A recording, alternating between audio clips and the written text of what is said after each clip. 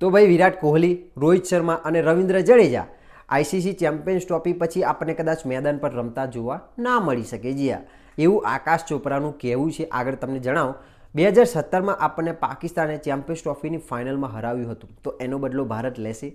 હવે ચેમ્પિયન્સ ટ્રોફીમાં આપણે પ્લેઇંગ 11 એટલે કે કયા 11 ખેલાડીઓ આપણને રમતા જોવા મળી શકે છે. જી તો આ બધી જ ચર્ચા આપણે આગળના વિડીયોમાં કરવાના છે. તો વેલકમ ટુ ક્રિકેટપુરા યુટ્યુબ ચેનલ. આગળ જે મેં મુદ્દાઓ કહ્યા એના વિશે આપણે આજે ચર્ચા કરવાના છે. તો વિડીયો પ્લીઝ છેલ્લે સુધી જોજો. અને ઘણી બધી ઓડિયન્સ છે જે સબસ્ક્રાઇબ નથી કરતી, વિડીયો તો જોવે છે પણ ચેનલને સબસ્ક્રાઇબ નથી કરતી અને ફેસબુક પર ફોલો નથી કરતા. જી તો ફોલો કરી લો ફટાફટ. યાર, ગુજરાતી ભાષામાં ક્રિકેટ વિશે વાત કરવાની મજા જ આવે તમે જો ક્રિકેટ પ્રેમી હોય તો. જી હા, તો સૌપ્રથમ વાત કરું તો આકાશ ચોપરાનું એવું સ્ટેટમેન્ટ આવ્યું છે કે ભાઈ રોહિત શર્મા, વિરાટ કોહલી અને રવિન્દ્ર જડેજા આઈસીસી ચેમ્પિયન્સ ટ્રોફીમાં જો સારું પ્રદર્શન કરશે તો એમની લાઇફલાઇન વધી જશે. જી હા, પર્સનલી મારું પણ એવું ઓપિનિયન છે, જો સારા રન બનાવશે તો એમનું લાઇફલાઇન વધી જવાની છે. કારણ કે 2025માં હવે વર્લ્ડ ટેસ્ટ ચેમ્પિયનશિપ છે જેમાં આપણે ક્વોલિફાય થયા નથી. આગળ વાત કરું તો 2026માં T20 વર્લ્ડ કપ છે જેમાં આ ત્રણેય સંન્યાસ લઈ લીધો છે. હવે સીધો 2027માં વર્લ્ડ કપ આવે છે.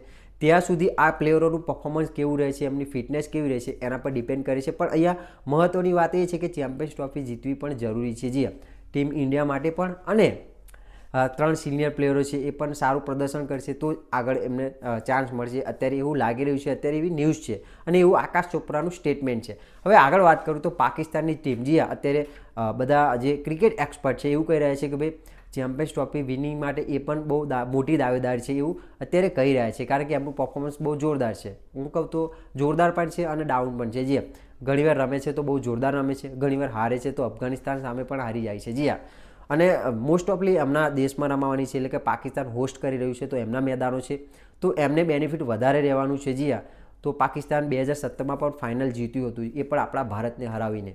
તો શું લાગે છે આ વખત ભારત પાકિસ્તાનને હરાવશે, બદલો લેશે? કમેન્ટ કરીને જણાવજો. બાકી આપણી પહેલી મેચ બાંગ્લાદેશ સામે છે અને બાંગ્લાદેશ સામે શું આપણે જીતવાના છે? જી જીતી તો જવાના છે પણ બાંગ્લાદેશને હલકામાં ના લેવું જોઈએ. હવે પ્લેઇંગ 11ની વાત કરી લઈએ કે ભાઈ કયા 11 ખેલાડીઓ પહેલી જે મેચ છે કે પછી ચેમ્પિયન્સ ટ્રોફીની સ્કોડમાં છે મોસ્ટ ઓફલી આપણને રમતા જોવા મળી શકે છે. જી તો પહેલાં વાત કરી લો captain Rohit Sharma, vice captain Shubman Gill, Shreyas Iyer, Virat Kohli, KL Rahul. જી રિષભ પંતને કદાચ ચાન્સ નહીં મળે એવું લાગી રહ્યું છે. અક્ષર પટેલ, રવિન્દ્ર જડેજા, પછી આગળ આવે છે કુલદીપ યાદવ, મોહમ્મદ શમી અને અર્શદીપ સિંહ. જી આ 11 ખેલાડીઓ કદાચ આપણને જોવા મળી શકે છે. બાકી એવું લાગી રહ્યું છે કે ભાઈ કદાચ વોશિંગ્ટન સુંદર કાં તો વરુણ ચક્રવર્તી અને હર્ષિદ રાણાજી અંદર બહાર થતા જોવા મળી શકે છે 1-2 મેચોમાં.